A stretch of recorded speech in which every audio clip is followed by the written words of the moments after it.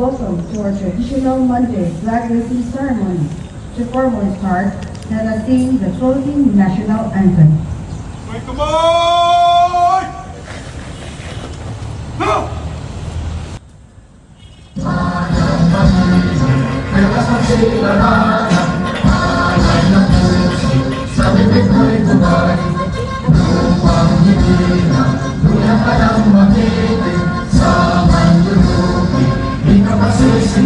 Sa dagat at bundok, sa simot at sa langit mong pama, may nilakan tula at awit sa paglayang minamahal. Ang isang ng panawat mo'y tagumpay na nagdilimig, ang ulit at araw na kay ng panay na dilimig. Lupa na araw ng buhay pagsinta, buhay namin sa piling mo. Ang hiligaya na pag may matati, ang matay ng dahil sa'yo. Dunay tulo lang ka-institusyon gitukod ang Diyos.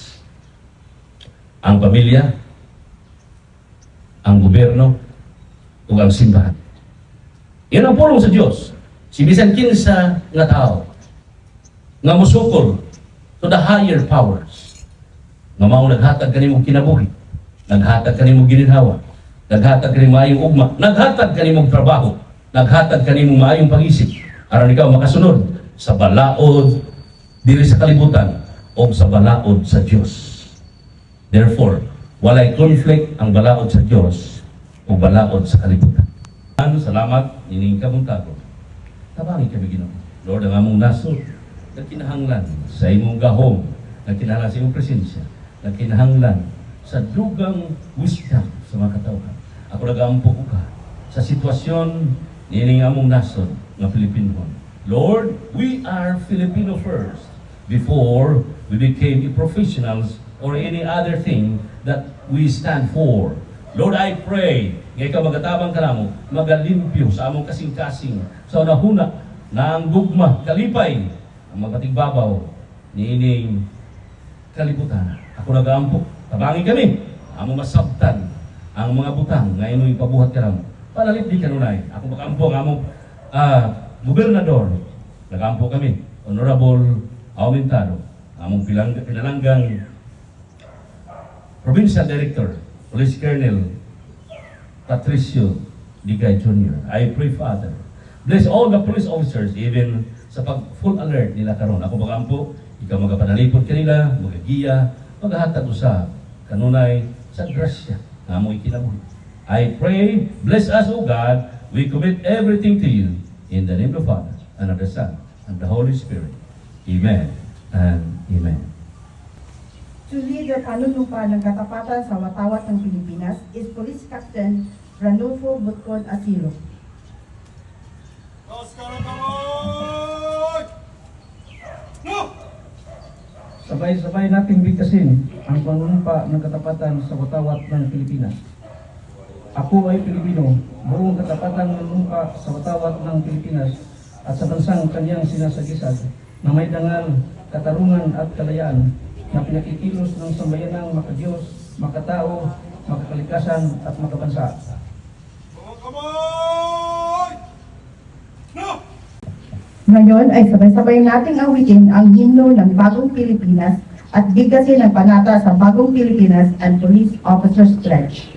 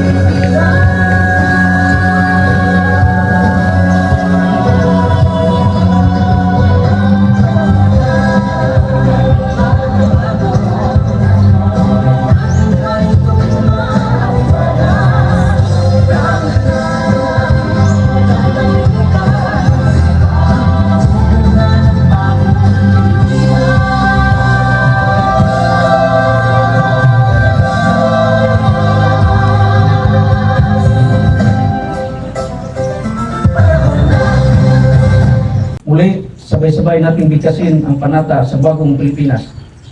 Bilang Pilipino, buong pagmamalaki kong isa sa buhay ang bagong Pilipinas. Buhay sa aking dugo ang lahing dakila, magiting at may dangal. Palaging dadalhin sa puso, isip at iwa ang aking pagmamahal sa kultura at bayang sinilangan. Kaisa ng bawat mamayan, iaalay ko ang aking talino at kasanayan sa pagpaunlad ng aking bayan. Taglay ang galing na ayon sa mga daigdigang pamantayan. Magiging instrumento ako sa pagsulong ng kagalingan, karunungan at kapayapaan. Makikiisa ako sa paglahok sa mga adhikain ng pamalaan dahil ang kaunlaran ay hindi lamang responsibilidad ng ilan. Isusulong at pangalagaan ko ang karangalan, kalayaan at interes ng aking bayang minamahal. Bilang Pilipino na may pagmamahal, pakialam at malasakit. Hindi makasarili kundi para sa mas nakararami. Tatahakin ko ang landas tungo sa isang bagong Pilipinas. Let us recite the police officer's pledge. I will love and serve God, my country and people. I will uphold the Constitution and obey legal orders of the duly constituted authorities. I will oblige myself to maintain a high standard of morality and professionalism. I will respect the customs and traditions of the police service. I will live a decent and virtuous life to serve as an example to others. Panatang Makabata. Ako si Police Captain Girlie Tulog. Bilang mamamayang Pilipino, ay kinikilala ang kahalagaan ng mga bata sa lipunan. Dahil dito, ako ay nangangakong isulong, protektahan, igalang at pangangalagaan ang karapatan ng bawat bata sa lahat ng panahon. Anuman ang kanyang kulay, kasarian, lahi, relihiyon, kultura, estado sa buhay, may kapansanan man o wala. Upang matiyak ang kasiyahan ng mga bata, naniniwala akong nararapat na matamasa nila ang mga ito. Maisilang at mabigyan ng sapat ng pangangailangan upang mabuhay ng maayos. Lumago ang kaalaman, kakayahan at talento. Maproteksyonan ang anumang uri ng pag-aabuso, panganib at karahasan. Makalahok sa mga gawaing pangtungkol sa mga bata at maipagtatanggol at matutulungan ng pamahalaan anumang oras.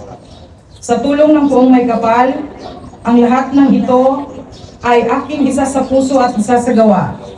Dahil ang mga bata, ang pag-asa, siyang makapaunlad ng ating bayan. Kamay! No! Of awards to the serving personnel for their exemplary accomplishments. To present the awards is the Provincial Director, Police Colonel Patricio Cambulo Dega Jr., to be assisted by the Deputy Provincial Director for Administration, Police Lieutenant Colonel Judimar Felicitas Bonilla, and PS Provincial Superintendent, Police Lieutenant Colonel John Galbert Sipada Basal. Commendation dated November 5, 2025 is awarded to the Office of the Human Resource Doctrine and Development for maintaining an exceptionally tidy and well-organized office, thus being recognized as the cleanest office for the week. To receive is Police Captain Rodante Paredes Sanchez.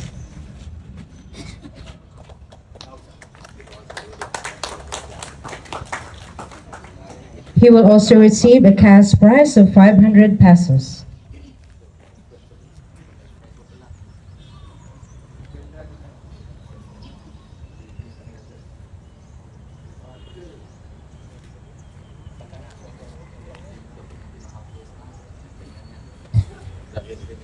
Commendation dated November 4, 2025 is awarded to the outstanding personnel who have consistently exemplified dedication, discipline, and excellence not only in the performance of their duties but also in the field of road running events.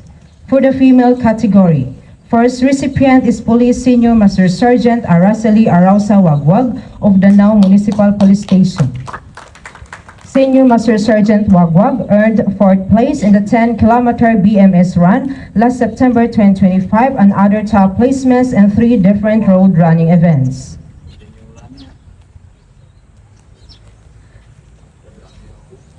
Second recipient is Police Master Sergeant Vicky Cirojales Villaver of Provincial Headquarters for achieving 7th place in the 6-kilometer Bohol Child Head Start Incorporated Family Run last October 2025.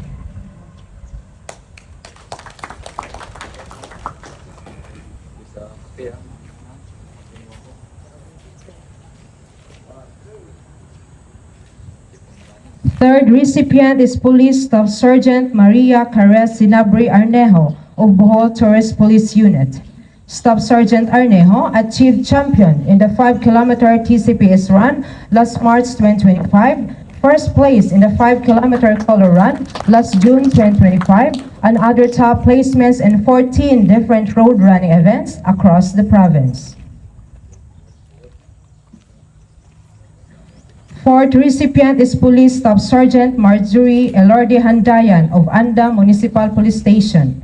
Staff Sergeant Handayan achieved 4th place in the 7-kilometer Primary Homes Dagan Silingan last August 2025 and 6-kilometer Gindol Run last May 2025 and other top placements in 3 different road running events. Fifth recipient is Police Staff Sergeant Sharon Villaflor Galagar of Provincial Headquarters. Staff Sergeant Galagar earned 2nd place in the 21-kilometer Kalamay Run last June 2025 and other top placements in 4 different road running events.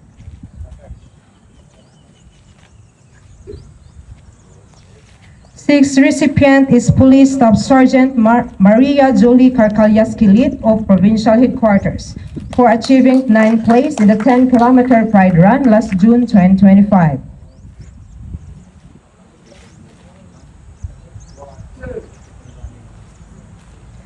Seventh recipient is Police Corporal Judeline Lumusad Magdali of Provincial Headquarters. Corporal Magdali achieved 1st place in the following distinctions: 21-kilometer World Tourism Day Run last September 2025, 10-kilometer My Piso for Education Fund Run last April 2025, 10-kilometer Maria Paulanga Run last May 2025, 5-kilometer Newborn Screening Fund Run last October 2025, 2nd place in 3 different road running events, and 3rd place in 3 different road running events. For the male category, first recipient is Police Master Sergeant Esmeraldo Arroyal Reluva Jr. of Maribojoc Municipal Police Station. Master Sergeant Reluva ranked 64 out of 1,449 finishers in the 42-kilometer Bohol International Marathon last August 2025 and other top placements in 2 different road running events.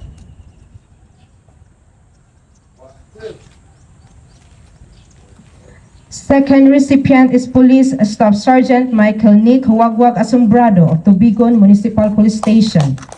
Staff Sergeant Asombrado placed 5th in the 21-kilometer Dawis Nutri Run last July 2025 and 10-kilometer Ambacon Trail Run last March 2025 and other top placements in 2 different road running events.